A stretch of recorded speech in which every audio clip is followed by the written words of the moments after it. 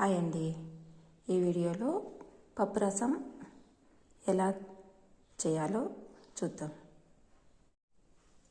కొద్దిగా కందిపప్పును తీసుకొని, పప్పు రసానికి కందిపప్పు ఎక్కువ పట్టదు, కొద్దిగా తీసుకుంటే చాలు.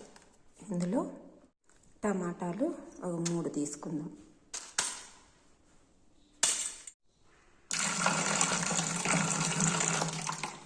వీటిని బాగా కడిగి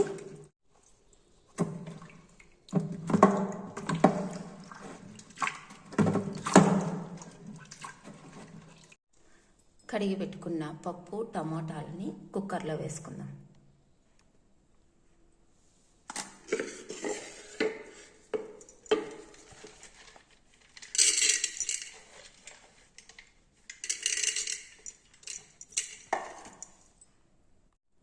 టమాటాలని కట్ చేసి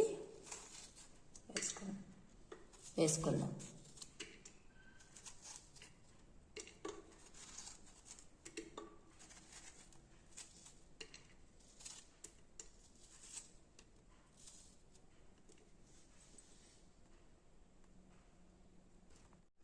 తరువాత 2 గ్లాసుల నీళ్ళని యాడ్ చేసుకుందాం.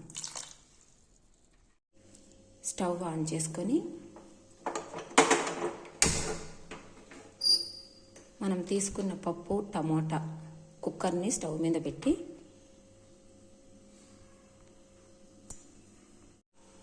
కుక్కర్కి మూత పెట్టేసి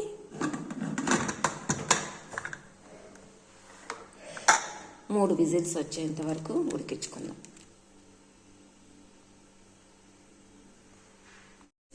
పప్పు ఉడికేలోపు ఒక గిన్నెలో చింతపండు తీసుకొని వాటర్ వేసి నానబెట్టుకుందాం.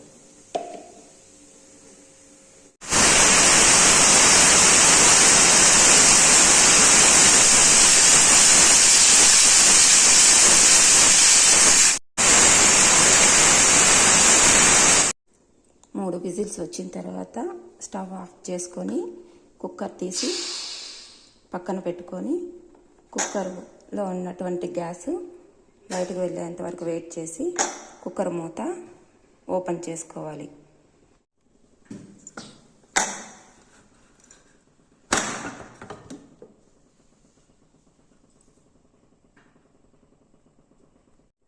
కుక్కర్లో వాటర్ ఉన్నాయి, దాన్ని కొన్ని వాటర్ని సపరేట్గా పక్కకు తీసుకొనేసేయాలి.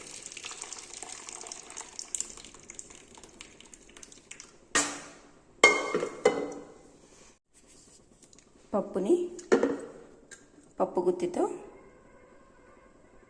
మెత్తగా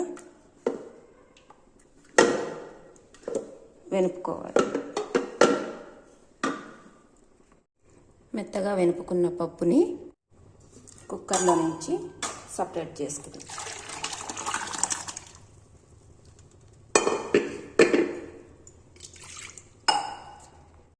సపరేట్ చేసుకొని ఇప్పుడు కుక్కర్లోనే రసానికి తిరగబాత పెట్టుకుందాం.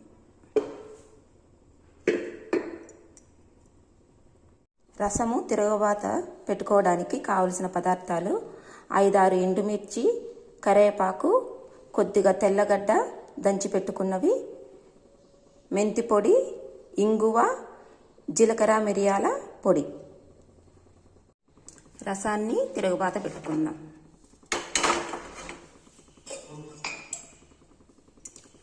ఐదారు స్పూన్లు నూనె,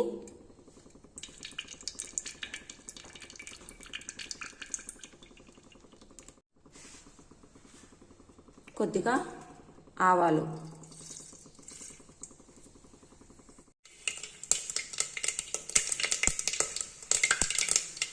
ఆవాలు వేగిన తర్వాత మిరపకాయలు, కరివేపాకు,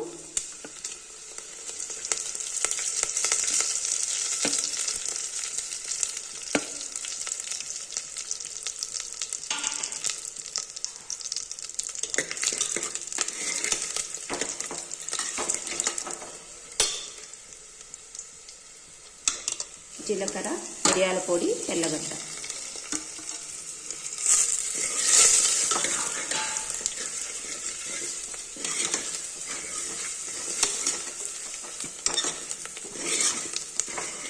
కొద్దిగా వేగిన తర్వాత పప్పు టమాటా ఎంపి పెట్టుకున్నాం కదా, అది ఇందులో వేసేద్దాం.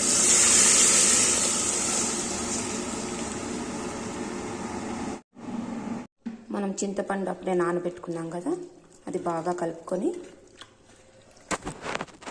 కలిపి పెట్టుకున్న చింతపండును ఇందులో వేసుకున్నాం.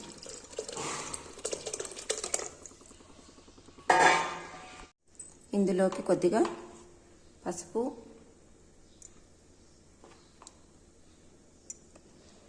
కొద్దిగా ధనియాల పొడి,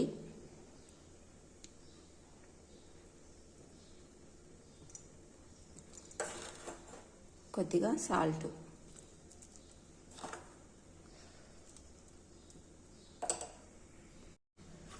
బాగా కలుపుకొని ఒకసారి పొంగు వచ్చేంత వరకు ఉంచి స్టవ్ ఆపేసుకోవాలి.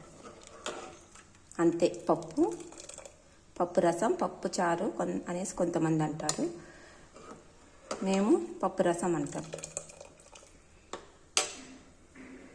రెడీ అయిపోయింది.